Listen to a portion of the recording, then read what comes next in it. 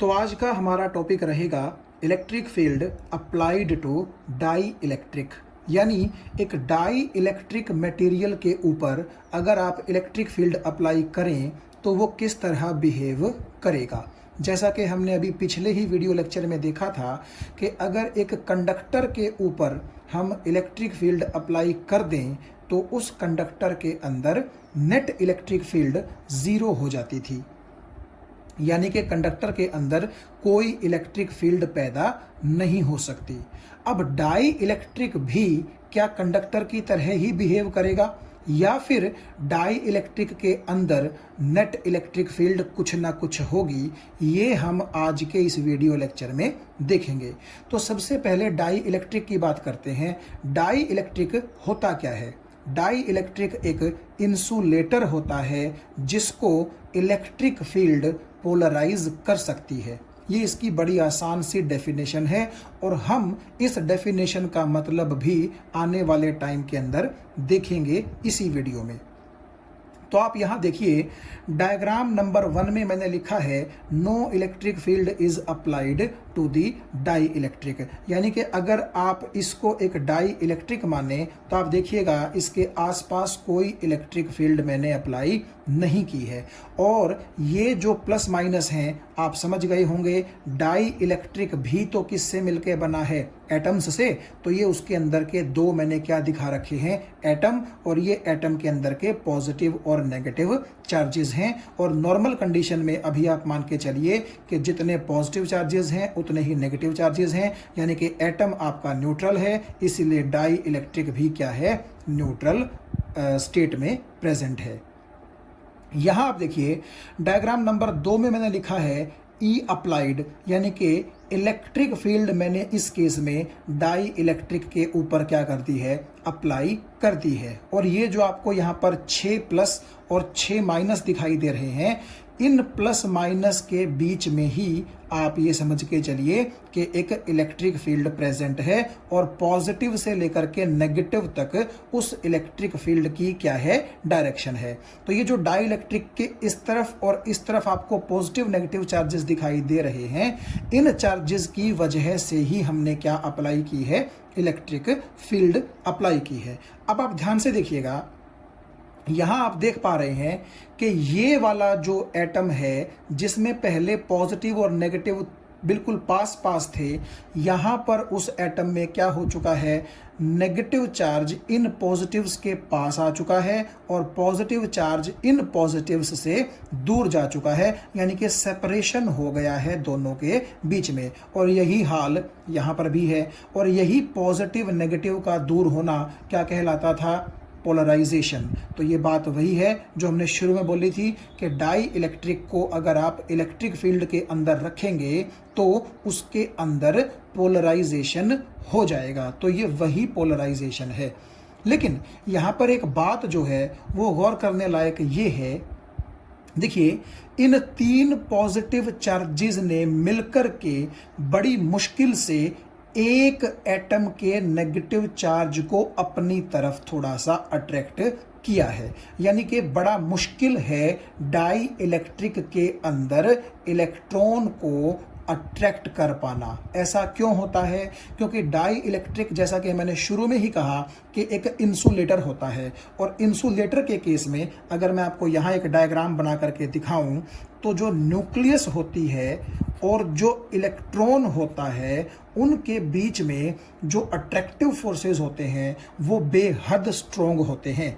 Even अगर ये electron आपका वैलेंस इलेक्ट्रॉन भी है, आउटर मोस्ट इलेक्ट्रॉन भी है, तब भी इसको डी अटैच कर पाना ऑलमोस्ट इम्पॉसिबल है, क्योंकि इस इलेक्ट्रॉन के नेगेटिव चार्ज पर न्यूक्लियस का जो पॉजिटिव चार्ज है वो बहुत स्ट्रॉन्ग अट्रैक्टिव फोर्स लगाता है। इंसुलेटर के केस में ऐसा होता है। इसीलिए तो इंसुलेटर में फ्री इलेक्ट्रॉन्स अवेलेबल नहीं होते और वो करंट को कंडक्ट नहीं कर सकता।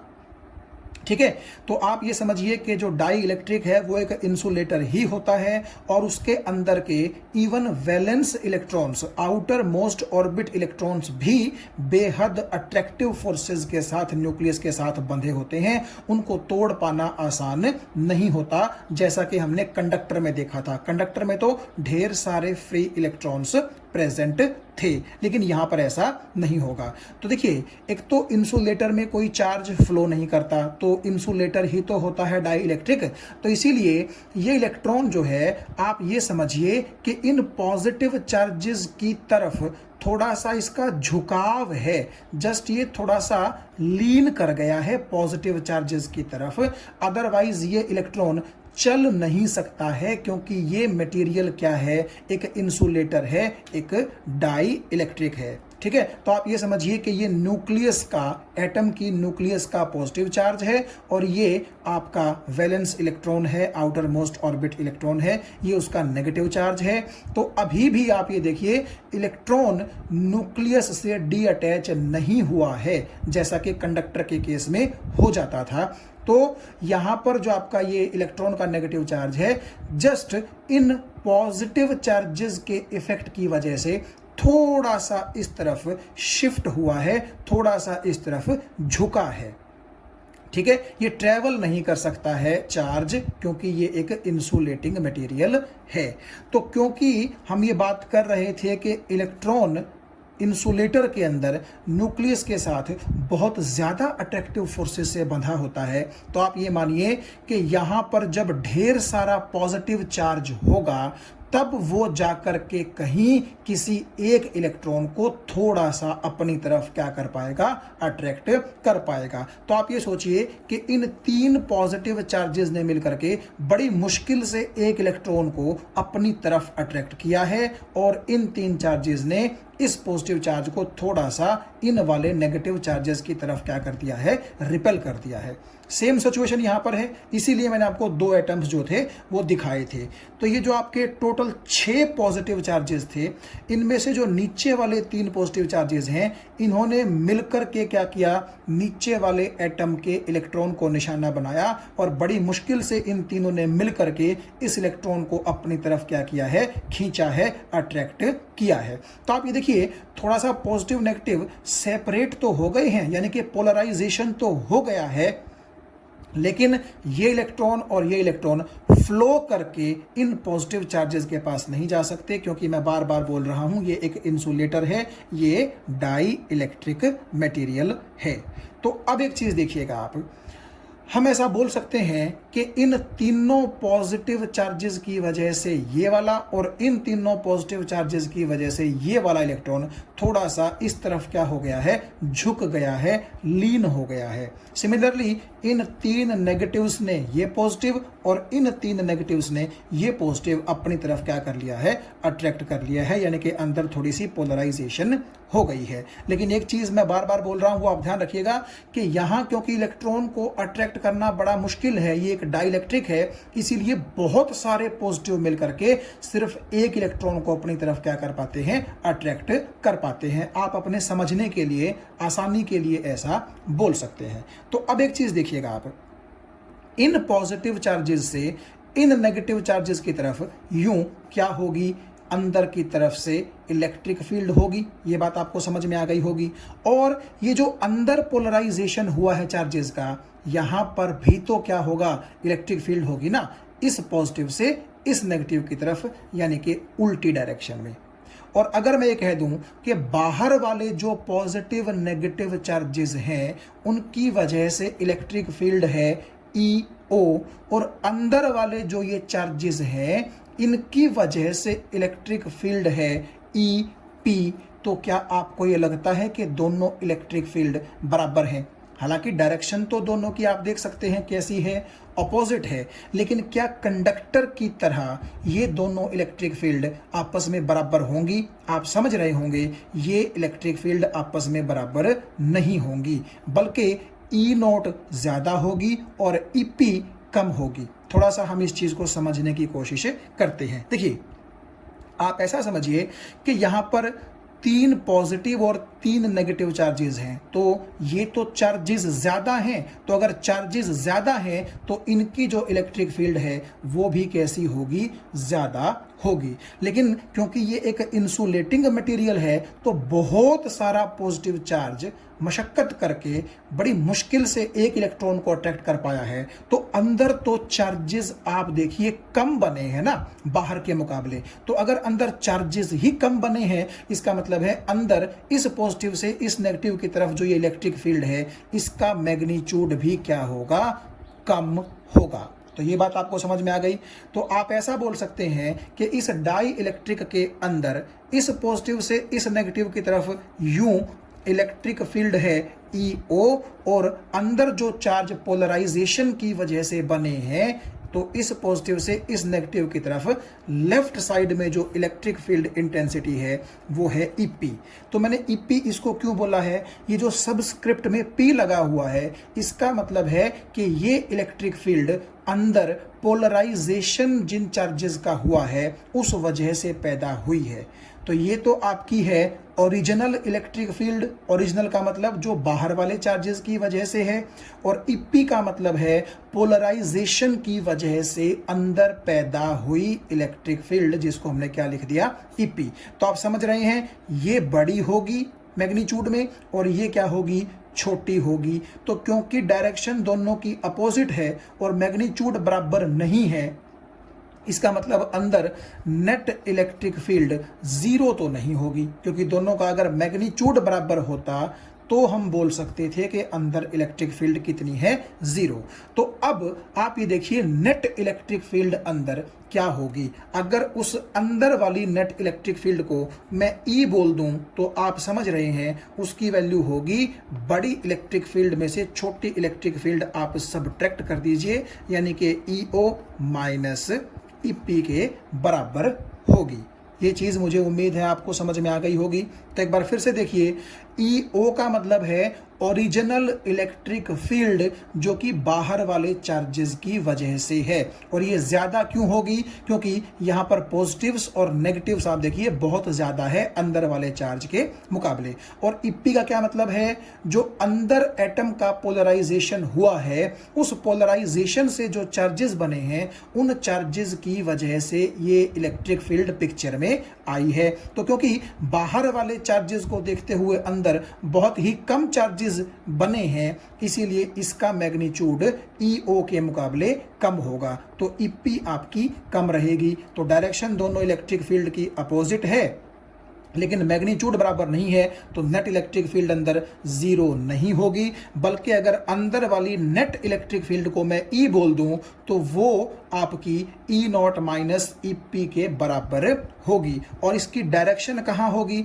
नेचुरली इसकी डायरेक्शन बड़ी वाली इलेक्ट्रिक फील्ड जो EO है उसके अलोंग होगी। तो आप ये बोल सकते हैं कि आपकी जो ये E है अंदर की नेट इलेक्ट्रिक फील्ड, इसकी डायरेक्शन है लेफ्ट साइड से लेकर के राइट साइड की तरफ, और इसका जो मैग्नीट्यूड है वो रहेगा EO माइनस EP के बराबर। ये चीज़ मैं यहाँ लिख देता हूँ कि आपकी जो E नेट है यानी कि अंदर डाई इलेक्ट्रिक के जो नेट इलेक्ट्रिक फील्ड है वो आप E से रिप्रेजेंट करेंगे, और वो किसके बराबर होगी, original electric field minus polarisation की वजह से जो इलेक्ट्रिक फील्ड बनी है। और इसकी डायरेक्शन क्या होगी, वही होगी जो EO की है, और EO की डायरेक्शन क्योंकि लेफ्ट से लेकर के राइट है तो E की डायरेक्शन भी कहाँ होगी, लेफ्ट से लेकर के राइट की तरफ होगी। तो हम ऐसा बोल सकते हैं कि कंडक्टर के केस में ये दोनों बराबर थी, EO और EP, तो इसीलिए नेट इलेक्ट्रिक फील्ड उसके अंदर 0 आती थी।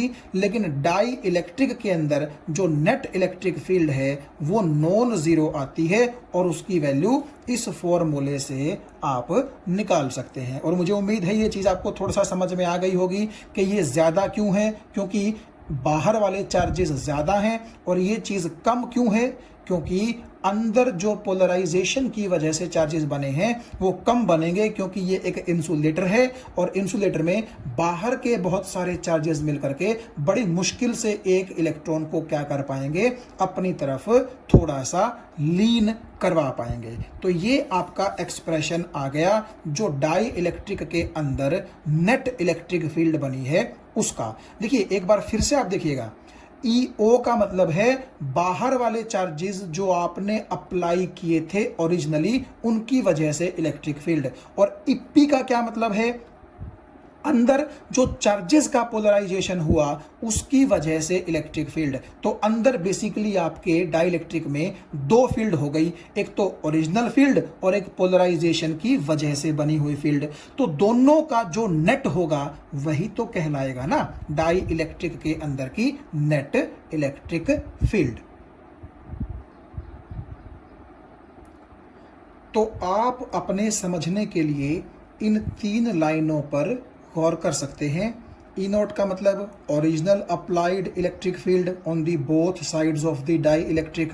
EP electric field which is generated due to the polarisation of charges, and E is the net electric field which is basically resultant of these two electric fields present inside the dielectric। यानी कि dielectric के अंदर ये भी है और ये पैदा हो गई, तो दोनों का जो मिला जुला इफेक्ट है E वो है नेट इलेक्ट्रिक फील्ड, जिसकी वैल्यू इतनी हम निकाल चुके हैं। ये बड़ी होगी, ये छोटी होगी, इसीलिए नेट इलेक्ट्रिक फील्ड जो है वो नॉन जीरो होती है डाई इलेक्ट्रिक के केस में, जबकि कंडक्टर के केस में ये दोनों बराबर थी, तो इसीलिए वहां पर नेट इलेक्ट्रिक फील्ड जीरो थी। तो यहां आप देखिए हम K यानी कि डाई इलेक्ट्रिक कांस्टेंट को इन इलेक्ट्रिक फील्ड की टर्म्स में भी डिफाइन कर सकते हैं। K को डिफाइन किया गया है E0 बाय E, यानी कि E0 का तो मतलब है आपकी जो ओरिजिनल इलेक्ट्रिक फील्ड आपने अप्लाई की थी वो, और E आप जानते ही हैं वो क्या है, जो डाई इलेक्ट्रिक के अंदर आपकी दो इलेक्ट्रिक फील्ड थी, ओरिजिनल इलेक्ट्रिक फील्ड और एक पोलराइजेशन की वजह से पैदा हुई इलेक्ट्रिक फील्ड, उनका जो नेट रिजल्टेंट था वो थी आपकी डाई इलेक्ट्रिक के अंदर की नेट इलेक्ट्रिक फील्ड। इसको हम E को reduced value of electric field intensity भी बोलते हैं। क्यों बोलते हैं, क्योंकि ये जो आपकी E है ये बेसिकली दो इलेक्ट्रिक फील्ड के सबट्रैक्शन से आपके पास आती है।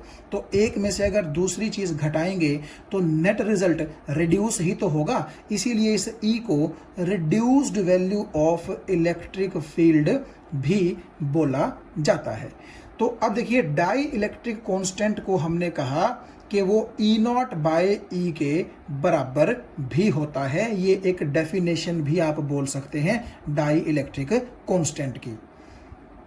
अब देखिए अगर इस रिलेशन से आप देखें K is equal to E0 by E, तो E को अगर मैं यहां ले जाऊं तो E किसके बराबर होगी, E0 बाय K के। यानी कि नेट इलेक्ट्रिक फील्ड जो डाई इलेक्ट्रिक के अंदर होती है वो ओरिजिनल आपकी जो इलेक्ट्रिक फील्ड है उसकी 1 बाय K टाइम्स होती है। तो आप रट्टा ना मार करके ऐसा भी समझ सकते हैं कि डाई इलेक्ट्रिक कांस्टेंट का मतलब है कि आपको ये K वो इंफॉर्मेशन देगा जिस इंफॉर्मेशन से आपको ये पता चलेगा कि अगर आपकी ओरिजिनल अप्लाइड इलेक्ट्रिक फील्ड की वैल्यू आपके पास कुछ है तो कितनी net electric field intensity dielectric के अंदर होगी अगर उस डाई इलेक्ट्रिक का डाई इलेक्ट्रिक कांस्टेंट कितना हो, K हो। तो आप सिंपली ये बोल सकते हैं कि जो नेट इलेक्ट्रिक फील्ड है डाई इलेक्ट्रिक के अंदर वो 1 बाय K टाइम्स होगी ओरिजिनली अप्लाइड इलेक्ट्रिक फील्ड के मैग्नीट्यूड के। यानी अगर डाई इलेक्ट्रिक का डाई इलेक्ट्रिक कांस्टेंट 3 है तो इसका मतलब है कि अंदर जो नेट इलेक्ट्रिक फील्ड है वो 1 by 3 times of the originally applied electric field होगी। और अगर डाई इलेक्ट्रिक कांस्टेंट की वैल्यू 5 है, इसका मतलब अंदर की नेट इलेक्ट्रिक फील्ड 1/5 टाइम्स होगी बाहर जो आपने अप्लाई की है ओरिजिनल इलेक्ट्रिक फील्ड उसके मुकाबले। अब देखो, आप ध्यान से देखिए, अगर मैं आपको यहाँ बोलूँ कि ये बाहर वाले पॉजिटिव्स और बाहर वाले नेगेटिव्स की वजह से इस तरफ आपकी जो ओरिजिनल इलेक्ट्रिक फील्ड है वो है 25 वोल्ट पर मीटर, और मान लीजिए इस डाई इलेक्ट्रिक मटेरियल का डाई इलेक्ट्रिक कांस्टेंट है 5, तो आप समझ सकते हैं ई नॉट को जब आप के से डिवाइड करेंगे तो ई यानी कि अंदर की नेट इलेक्ट्रिक फील्ड आ जाएगी और वो आ जाएगी 5 वोल्ट पर मीटर। यानी आपका ये जो 5 वोल्ट पर मीटर है ये अंदर नेट इलेक्ट्रिक फील्ड है। तो आप खुद सोचिए कि अगर बाहर इलेक्ट्रिक फील्ड 25 थी और अंदर इसी की डायरेक्शन में 5 ही बची नेट इलेक्ट्रिक फील्ड, तो पोलराइजेशन की वजह से इलेक्ट्रिक फील्ड अपोजिट डायरेक्शन में कितनी पैदा हुई होगी, तो आप समझ गए होंगे वो पैदा हुई होगी 20 वोल्ट पर मीटर। यानी कि आप इस केस में इप्पी की वैल्यू को कितना मान सकते हैं, 20 वोल्ट पर मीटर, क्योंकि ई नॉट 25 इपी 20, तो 25 में से 20 गया 5, ये आपकी नेट इलेक्ट्रिक फील्ड इंटेंसिटी रहेगी। तो आगे से आप इस चीज को ध्यान रख सकते हैं कि डाई इलेक्ट्रिक कांस्टेंट, क्योंकि एक कांस्टेंट होता है उसकी कोई यूनिट तो होती नहीं, तो ऊपर भी इलेक्ट्रिक फील्ड नीचे भी इलेक्ट्रिक फील्ड, तो वोल्ट पर मीटर से वोल्ट पर मीटर आपका कैंसिल हो जाएगा, तो कोई यूनिट तो इसके पास अब भी नहीं होगी। लेकिन आप इसको डिफाइन कैसे करेंगे, ऊपर आप रखेंगे ओरिजिनली जो अप्लाइड इलेक्ट्रिक फील्ड है उसकी वैल्यू, और नीचे आप रखेंगे reduced value of electric field intensity. तो चलिए इसी बेस पर हम एक छोटी सी बात और करते हैं कि मेटल्स या फिर कंडक्टर्स के लिए डाई इलेक्ट्रिक कांस्टेंट की वैल्यू कितनी होती है। देखिए, मेटल्स या फिर कंडक्टर एक ही बात है, क्योंकि मेटल कंडक्टर ही हैं, और आप ये देख सकते हैं कि कंडक्टर के अंदर नेट इलेक्ट्रिक फील्ड 0 होती है। और क्योंकि नेट इलेक्ट्रिक फील्ड को मैं यहाँ ई से रिप्रेजेंट कर रहा हूं, तो मैंने ई को 0 रख दिया। क्यों? क्योंकि कंडक्टर के अंदर आपने देखा था बाहर वाली इलेक्ट्रिक फील्ड और जो पोलराइजेशन की वजह से इलेक्ट्रिक फील्ड पैदा हुई है, दोनों की डायरेक्शन अपोजिट थी और मैग्नीट्यूड बराबर था, इसीलिए वहां पर net electric field inside conductor कितनी होती है, 0। और के की डेफिनेशन के अकॉर्डिंग अगर आप ई को यहां 0 रखेंगे तो समथिंग बाय 0 क्या होता है, इनफाइनाइट। इसका मतलब है मेटल्स या कंडक्टर के लिए डाई इलेक्ट्रिक कांस्टेंट की वैल्यू कितनी होती है, इन्फिनिटी होती है। और इस चीज़ को हम यहाँ अगर थोड़ा सा समझने की कोशिश करें कि डाई इलेक्ट्रिक कांस्टेंट इन्फिनिटी होता है कंडक्टर्स के लिए, इसका मतलब क्या है। देखिए, मैंने आपसे कहा था कि मटेरियल के अंदर जो नेट इलेक्ट्रिक फील्ड बनेगी वो नेट इलेक्ट्रिक फील्ड बाहर वाली इलेक्ट्रिक फील्ड की 1 डाई इलेक्ट्रिक कांस्टेंट टाइम्स बनेगी। और क्योंकि कंडक्टर्स के लिए के इन्फिनिटी होता है, तो 1/∞ आप जानते हैं 0 होता है। इसका मतलब है कि नेट इलेक्ट्रिक फील्ड कंडक्टर के अंदर कितनी बनेगी, 0 बनेगी, ये हम जानते भी हैं। यानी कि आप ये कह सकते हैं कि कंडक्टर के अंदर नेट इलेक्ट्रिक फील्ड कितने टाइम्स रिड्यूस हो गई, 1/k टाइम्स रिड्यूस हो गई। और 1/k का मतलब है 1/∞, यानी कि ऑलमोस्ट 0 ही आप मान के चल सकते हैं कि अंदर इलेक्ट्रिक फील्ड बनी है, किसके, कंडक्टर के अंदर। और ये तो लाजमी भी है। क्यों? क्योंकि कंडक्टर के अंदर क्या होता है, अगर ये एक कंडक्टर है तो बाहर जितने पॉजिटिव चार्जेस होंगे अंदर उतने ही नेगेटिव चार्जेस बन जाएंगे, और उन नेगेटिव्स के साथ वाले पॉजिटिव आपके यहाँ आ जाएंगे, और इन पॉजिटिव के साथ जो नेगेटिव चार्जेस थे बाहर से इलेक्ट्रिक फील्ड अप्लाई करने के लिए वो आपके यहाँ है। तो चार्जेस का नंबर बराबर होगा, इसीलिए नेट इलेक्ट्रिक फील्ड अंदर रिड्यूस होकर के कितनी हो जाएगी, 0। और यही तो डाई इलेक्ट्रिक कांस्टेंट का मतलब था कि मटेरियल के अंदर कितने टाइम्स रिड्यूस होगी इलेक्ट्रिक फील्ड। तो यहाँ पर जो मेटल के लिए डाइलेक्ट्रिक कांस्टेंट इन्फिनिटी है, इसका मतलब है कि मेटल के अंदर इनफाइनाइट टाइम्स डिक्रीज हो जाएगी, यानी कि अंदर इलेक्ट्रिक फील्ड कितनी रहेगी, 0 रहेगी कंडक्टर के। जब डाई इलेक्ट्रिक को हम कैपेसिटर की दोनों प्लेटों के बीच में इंसर्ट करते हैं तो उसके दो फायदे हमें होते हैं। पहला फ़ायदा ये होता है कि वो डाई इलेक्ट्रिक क्योंकि इंसुलेटर होता है, तो दोनों जो आपकी मेटेलिक प्लेट है कंडक्टर की, उनको वो टच करने से, कांटेक्ट करने से रोकता है, जिसकी वजह से चार्ज क्या हो पाता है, स्टोर हो पाता है। और दूसरा फ़ायदा उसका ये है कि वो कैपेसिटेंस को क्या करता है, इंक्रीज करता है। अब अगले सेक्शन में वीडियो के हम यही देखेंगे कि कैसे डाई इलेक्ट्रिक जब डाला जाता है कैपेसिटर की दोनों प्लेटों के बीच में, तो वो कैसे कैपेसिटेंस को इंक्रीज करता है। उसके लिए हम ये फॉर्मूला यूज करेंगे, Q is equal to CV, यानी कि charge is equal to capacitance into potential difference. तो C is equal to Q/V। तो चलिए अब देखते हैं कि डाई इलेक्ट्रिक किस तरह से कैपेसिटेंस को इंक्रीज करता है। ये चीज़ हम 2 स्टेप्स में देखेंगे। तो पहला स्टेप आपके सामने है कि डाई इलेक्ट्रिक कैपेसिटर की दोनों प्लेटों के बीच में इंसर्ट कर दिया गया है और बैटरी को रिमूव कर दिया गया है। अब बैटरी को रिमूव करने का क्या मतलब है, देखिए, अगर ये हमारे पास कैपेसिटर की 2 प्लेट्स हैं जिन पर शुरू में कोई चार्ज नहीं होता, तो हम क्या करते थे, बैटरी का पॉजिटिव टर्मिनल यहाँ जोड़ देते थे, बैटरी का नेगेटिव टर्मिनल यहाँ जोड़ देते थे, और ये पॉजिटिव टर्मिनल यहाँ से इलेक्ट्रॉन्स निकाल करके यहाँ डालता रहता था, जिससे यहाँ नेगेटिव चार्ज आता था, और यहाँ पर इलेक्ट्रॉन्स की कमी होती थी तो यहाँ पर आपका पॉजिटिव चार्ज आता रहता था। और जैसे ही दोनों प्लेटों के बीच का पोटेंशियल डिफरेंस बैटरी की वोल्टेज के बराबर होता था, तो ये प्रोसेस स्टॉप हो जाता था, और उस वक्त आप बैटरी को चाहें तो यहाँ रहने दे सकते हैं और चाहें तो आप बैटरी को रिमूव भी कर सकते हैं। क्यों? क्योंकि अगर बैटरी यहाँ पड़ी रहेगी तब भी और ज़्यादा चार्ज नहीं डेवलप होगा,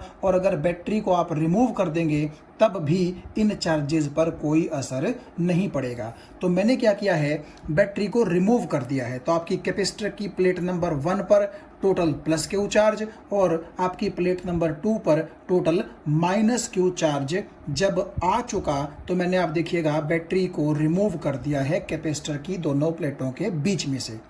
अब देखिएगा, ध्यान से देखिए, जब बैटरी रिमूव हो चुकी है तो डाइलेक्ट्रिक तो अंदर ही इंसर्टेड है ना, और मैंने आपसे कहा था कि यहाँ के बहुत सारे पॉजिटिव चार्जेस मिलकर के बड़ी मुश्किल से अंदर एक एटम को पोलराइज कर पाएंगे, यानी कि उस एटम का नेगेटिव चार्ज इस तरफ शिफ्ट हो जाएगा और पॉजिटिव चार्ज इस तरफ शिफ्ट हो जाएगा। तो आप ये देख सकते हैं कि यहाँ 3 चार्जेस ने मिलकर के एक इलेक्ट्रॉन को अपनी तरफ अट्रैक्ट किया है। यहाँ पर भी नीचे की साइड भी 3 पॉजिटिव चार्जेस ने मिलकर के एक इलेक्ट्रॉन को बड़ी मुश्किल से अपनी तरफ अट्रैक्ट किया है। क्यों? क्योंकि ये एक इंसुलेटर मटेरियल है, और इंसुलेटर में न्यूक्लियस के पॉजिटिव चार्ज से इलेक्ट्रॉन को डी अटैच कर पाना बड़ा मुश्किल है, और डी अटैच तो यहाँ भी नहीं होगा, बल्कि जस्ट थोड़ा सा इलेक्ट्रॉन इन पॉजिटिव्स की तरफ क्या हो जाएगा, झुक जाएगा, लीनिंग हो जाएगी उसकी, और कोई बात ज़्यादा यहाँ पर होगी नहीं।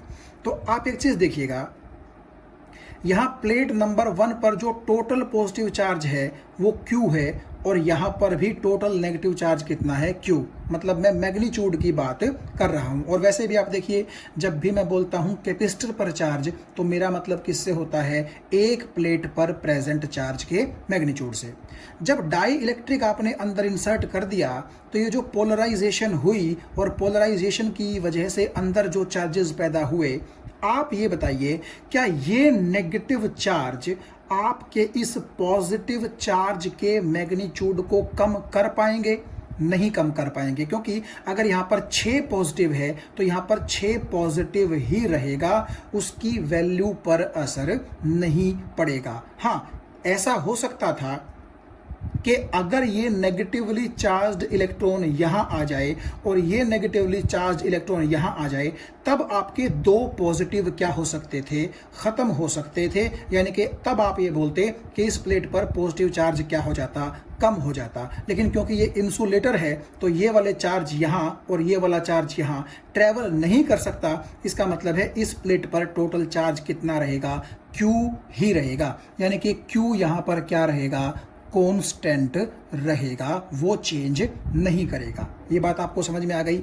लेकिन एक चीज़ यहाँ होगी, वो क्या, ये जो नेगेटिव चार्जेस आपको दिखाई दे रहे हैं ये आपके दो नेगेटिव चार्जेस सपोज कीजिए दो पॉजिटिव चार्जेस के इफेक्ट को कैंसल आउट कर देंगे। अभी हम थोड़ा सा इस चीज़ को देखेंगे कि कैंसल आउट का क्या मतलब होगा। तो आप ये मान के चल लीजिए कि इस नेगेटिव ने इस पॉजिटिव को और इस नेगेटिव ने इस पॉजिटिव को थोड़ा सा क्या कर दिया, इफेक्ट को नलिफाई कर दिया, इफेक्ट को कैंसिल कर दिया। तो पहले क्या था, यहाँ पर 6 पॉजिटिव चार्जेस का इफेक्ट था, लेकिन क्योंकि 2 पॉजिटिव चार्जेस का इफेक्ट कैंसिल हो गया तो आपका यहाँ पर सिर्फ 4 पॉजिटिव चार्जेस का ही इफेक्ट रहा। सिमिलरली यहाँ वाले जो 2 पॉजिटिव हैं वो यहाँ के 2 नेगेटिव चार्जेस के इफेक्ट को कैंसल आउट कर देंगे और यहाँ पर 4 नेगेटिव चार्जेस का ही इफेक्ट रहेगा। इसकी वजह से क्या होगा,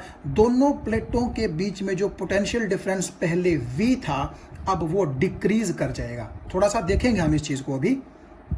तो अगर V डिक्रीज कर गया तो आप देखिए Q तो कांस्टेंट है, लेकिन V के डिक्रीज करने से आप कहेंगे कि कैपेसिटेंस क्या हो चुकी है, इंक्रीज हो चुकी है। तो इसका मतलब यह हुआ कि जो डाई इलेक्ट्रिक आपने कैपेसिटर की दोनों प्लेटों के बीच में इंसर्ट किया है, उस डाई इलेक्ट्रिक के अंदर जो पोलराइजेशन हुआ, जो चार्जेस बने, उनकी वजह से कैपेसिटर की दोनों प्लेटों के बीच में जो पोटेंशियल डिफरेंस पहले V था अब वो डिक्रीज कर जाएगा। और अगर पोटेंशियल डिफरेंस डिक्रीज करेगा यानी कि V अगर डिक्रीज करेगा तो C की वैल्यू क्या करेगी, इंक्रीज करेगी। यानी कि हम ये कह सकते हैं कि पहले के मुकाबले अब कम पोटेंशियल पर आप ज्यादा चार्ज स्टोर कर सकते हैं। तो ये मतलब है कि कैपेसिटेंस क्या हो जाएगी, इंक्रीज हो जाएगी। आइए जरा इसको थोड़ा डिटेल में देखने की कोशिश करते हैं। तो देखिए शुरू में सिचुएशन कुछ इस तरीके से थी, ठीक है, यानी कि यहाँ पर आपके 6 पॉजिटिव चार्जेस थे और यहाँ पर आपके 6 नेगेटिव चार्जेस थे। ये आपकी प्लेट नंबर 1 है और ये आपकी प्लेट नंबर 2 है। अब देखो आप ऐसा समझिए कि ये जो 6 पॉजिटिव चार्जेस हैं इनकी वजह से इस प्लेट का पोटेंशियल कैसा होगा, पॉजिटिव होगा, और इन 6 नेगेटिव चार्जेस की वजह से इस प्लेट का पोटेंशियल कैसा होगा, नेगेटिव होगा। ठीक है, क्योंकि आपको पता है कि पोटेंशियल का फॉर्मूला होता है 1/4 पाई एप्सिलॉन नॉट Q/R। तो अगर Q पॉजिटिव है तो पोटेंशियल पॉजिटिव होगा, Q अगर नेगेटिव है तो पोटेंशियल भी कैसा होगा, नेगेटिव होगा। तो अब इस चीज़ को हम थोड़ा सा एक बार नेगलेक्ट करते हैं, अपने जो पॉइंट हैं उन पर हम चलते हैं। तो आप ऐसा मान लीजिए कि ये जो 6 पॉजिटिव चार्जेस हैं, एक पॉजिटिव चार्ज की वजह से पोटेंशियल +1 वोल्ट है, ऐसा समझ लीजिए, हमें आसानी रहेगी ऐसा समझने में। तो एक पॉजिटिव चार्ज की वजह से पोटेंशियल सपोज करो इस प्लेट का +1 वोल्ट होता है, तो 2 पॉजिटिव की वजह से +2 वोल्ट, और क्योंकि इस पर 6 पॉजिटिव चार्जेस हैं तो आप ये बोल सकते हैं कि इस प्लेट का पोटेंशियल +6 वोल्ट है, समझने के लिए। तो सिमिलरली अगर यही कॉन्सेप्ट हम यहाँ लगाएं तो एक नेगेटिव की वजह से अगर पोटेंशियल -1 वोल्ट होता है तो 6 नेगेटिव की वजह से आप समझ गए होंगे पोटेंशियल कितना हो जाएगा, -6 वोल्ट हो जाएगा। और देखो अब आपसे कोई पूछे कि दोनों प्लेटों के बीच का पोटेंशियल डिफरेंस कितना है, तो 6 वोल्ट माइनस में -6 वोल्ट, तो आप समझ गए कि पोटेंशियल डिफरेंस कितना होगा दोनों प्लेटों के बीच में, 12 वोल्ट होगा। तो ये तो सिचुएशन तब की है जब तक आपने डाई इलेक्ट्रिक नहीं डाला था। लेकिन जब आप डाई इलेक्ट्रिक डालते थे तो आप देखिएगा ये तीनों पॉजिटिव एक नेगेटिव को और ये तीनों पॉजिटिव एक नेगेटिव को बड़ी मुश्किल से अपनी तरफ अट्रैक्ट कर पाते हैं, क्योंकि डाई इलेक्ट्रिक क्या है, इंसुलेटर है। अब देखो जो मैं ये बात कह रहा था कि ये नेगेटिव इस पॉजिटिव का इफेक्ट कैंसिल कर देगा, उसका मतलब क्या है, देखिए ऐसा तो होगा नहीं कि ये नेगेटिव इस पॉजिटिव के पास आकर के इसकी वैल्यू को ख़त्म कर दे। ये तो आप समझते हैं कि फ्लो पॉसिबल नहीं है, इसलिए Q तो सेम रहेगा। Q का मतलब है कि आपकी प्लेट पर चार्ज की वैल्यू कितनी है, तो वो तो इन नेगेटिव के इफेक्ट की वजह से मतलब कम या ज़्यादा नहीं होगी, वो तो यूं की यूं रहेगी, ठीक है ना। मतलब चार्ज की वैल्यू के ऊपर इन नेगेटिव चार्जेस का कोई इफेक्ट नहीं पड़ेगा। अब इफेक्ट कैंसिल होगा, ये क्या मतलब है इस चीज़ का? देखो, इफेक्ट का मेरा मतलब था पोटेंशियल से। देखो, पॉजिटिव चार्ज के चारों तरफ होती है पॉजिटिव फील्ड और नेगेटिव चार्ज के चारों तरफ होती है नेगेटिव फील्ड। तो आप ये मान के चल लीजिए कि एक दूसरे की फील्ड को इन्होंने क्या कर दिया, नल्लीफाई कर दिया, कैंसिल कर दिया। यानी कि जब ये नेगेटिव चार्ज आपके पॉजिटिव चार्ज के पास आता है तो बेसिकली इसकी नेगेटिविटी इसके पॉजिटिव इफेक्ट को क्या कर देती है, कैंसिल। क्यों? क्योंकि दोनों बड़े पास पास हैं। और आप जानते हैं इसका इफेक्ट किस पर पड़ेगा, पोटेंशियल पर पड़ेगा। तो आप ये मान के चलिए कि चार्ज तो यहाँ पर 6 के 6 ही प्रेजेंट रहेंगे, लेकिन इस नेगेटिव की वजह से इस पॉजिटिव का और इस नेगेटिव की वजह से इस पॉजिटिव का जो पॉजिटिव इफेक्ट है वो कम हो जाएगा। तो अब आप एक चीज देखिए, यहाँ पर प्लेट पर चार्ज तो अभी भी प्लस के 6 ही प्रेजेंट हैं, लेकिन इफेक्ट कितनों की वजह से होगा, 1 2 3 4। तो 4 पॉजिटिव चार्जेस की वजह से इफेक्ट होगा। इफेक्ट का मेरा मतलब है पोटेंशियल से। और एक पॉजिटिव की वजह से आपका 1 वोल्ट पोटेंशियल होता था, तो 4 पॉजिटिव्स की वजह से इस प्लेट का पोटेंशियल अब कितना रह जाएगा, 4 वोल्ट रह जाएगा। सिमिलरली इनके जो नेगेटिव के साथ के पॉजिटिव थे वो आपके इस तरफ आ जाएंगे, तो ये पॉजिटिव क्या करेंगे, 2 नेगेटिव चार्जेस के इफेक्ट को बैलेंस कर देंगे। यानी कि पहले इस प्लेट पर अगर 6 नेगेटिव चार्जेस की वजह से पोटेंशियल -6 वोल्ट था, तो अब 4 नेगेटिव चार्जेस की वजह से माइनस के 4 वोल्ट रह जाएगा। तो अब का आप पोटेंशियल डिफरेंस अगर देखें तो 4 माइनस में -4, तो 8 वोल्ट रह गया। तो शुरू में कहाँ तो दोनों प्लेटों के बीच पोटेंशियल डिफरेंस 12 वोल्ट था और कहाँ डाई इलेक्ट्रिक इंसर्ट होने के बाद वो पोटेंशियल डिफरेंस 8 वोल्ट रह गया।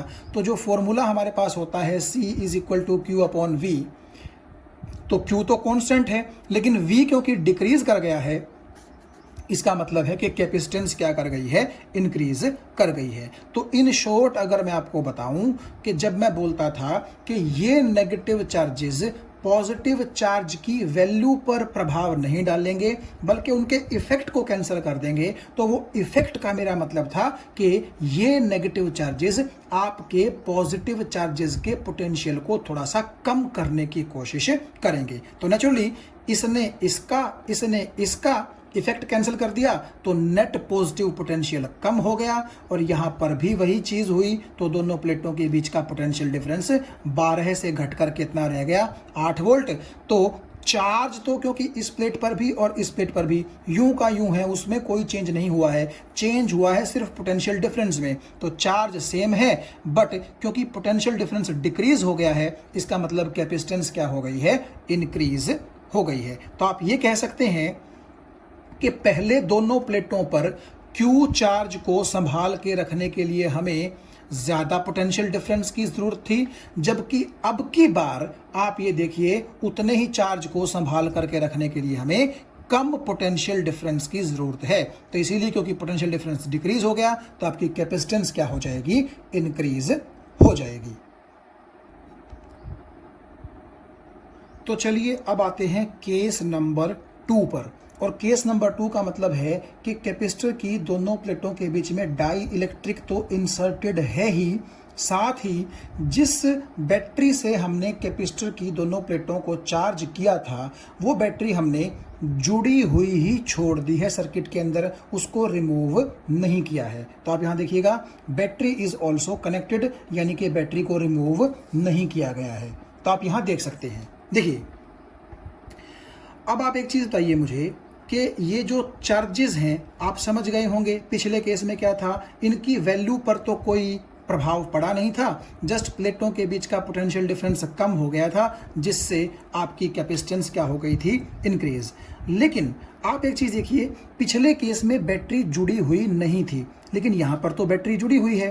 और बैटरी का काम क्या होता है? बैटरी का काम होता है कांस्टेंट पोटेंशियल डिफरेंस मेंटेन करके रखना। तो आप एक चीज़ बताइए, जैसे ही दोनों प्लेटों के बीच में V कम हो जाएगा तो बैटरी ऐसा नहीं होने देगी, क्योंकि बैटरी का काम ही क्या है? पोटेंशियल डिफरेंस को मेंटेन रखना, यानी कि यूं का यूं रखना। तो जैसे ही ये वाला नेगेटिव और ये वाला नेगेटिव आपके पॉजिटिव इफेक्ट्स को कम करके दोनों प्लेटों के बीच के पोटेंशियल डिफरेंस को कम करने की कोशिश करेंगे, तो बैटरी ऐसा नहीं होने देगी और वो दोनों प्लेटों के बीच के पोटेंशियल डिफरेंस को कांस्टेंट रखना चाहेगी। इसके लिए क्या होगा? इसके लिए ऐसा होगा कि बैटरी का जो पॉजिटिव टर्मिनल है वो इस प्लेट से क्या करेगा? एक इलेक्ट्रॉन निकाल लेगा, और अगर इलेक्ट्रॉन निकलेगा तो यहाँ पर तो आ जाएगा पॉजिटिव चार्ज, और वो इलेक्ट्रॉन जब यहाँ पर आएगा तो आप देखिएगा इस प्लेट पर क्या आ जाएगा? Negative charge. अब आप ये सोचेंगे कि यार ये कैसे बैटरी जो है अब चार्ज निकालने लग गई? इसने तो कैपेसिटर को फुल्ली चार्ज कर दिया था। देखिए जब आपकी बैटरी ने कैपेसिटर को फुल्ली चार्ज कर दिया था, तब कैपेसिटर की दोनों प्लेटों के बीच में पोटेंशियल डिफरेंस, मान लीजिए पिछले एग्जांपल की तरह 12 वोल्ट था, तो मान लीजिए बैटरी की वोल्टेज भी कितनी है? 12 वोल्ट, यानी कि ये टर्मिनल 0 पर तो ये टर्मिनल 12 पर। सिमिलरली अगर कैपेसिटर की दोनों प्लेटों के बीच का पोटेंशियल डिफरेंस 12 वोल्ट है, तो मान लीजिए ये वाला जो हमारा प्लेट है ये 0 वोल्ट पर है, और ये वाली प्लेट जो है वो कितने वोल्ट पर है? 12 वोल्ट पर। तो पहले तो क्या हुआ था? प्लेट भी 12 वोल्ट पर और बैटरी का पॉजिटिव टर्मिनल भी 12 वोल्ट पर, तो इसीलिए चार्ज का फ्लो क्या हो गया था? रुक गया था। लेकिन जैसे ही आपके इन नेगेटिव पॉजिटिव ने दोनों प्लेटों के बीच के पोटेंशियल डिफरेंस को घटा करके 12 से कितना कर दिया? 8 कर दिया। तो 8 का मतलब है कि अब इस प्लेट का पोटेंशियल आप 12 से हटा करके कितना मान लीजिए? 8, क्योंकि ये तो 0 ही है, तो 8 माइनस 0 कितना होगा? 8 वोल्ट होगा। तो अब देखिए बैटरी है 12 वोल्ट पर और ये है 8 वोल्ट पर, तो अब तो पोटेंशियल डिफरेंस है ना दोनों के बीच में, तो यहाँ से बैटरी क्या करेगी? अब चार्ज को निकालना शुरू कर देगी और इस तरफ डिपॉजिट करना शुरू कर देगी, यानी कि यहाँ पर क्या होगा? और ज़्यादा पॉजिटिव चार्ज आएंगे और यहाँ पर और ज़्यादा नेगेटिव चार्ज आएंगे। तो आप देखिएगा इन पॉजिटिव का क्या इफेक्ट होगा?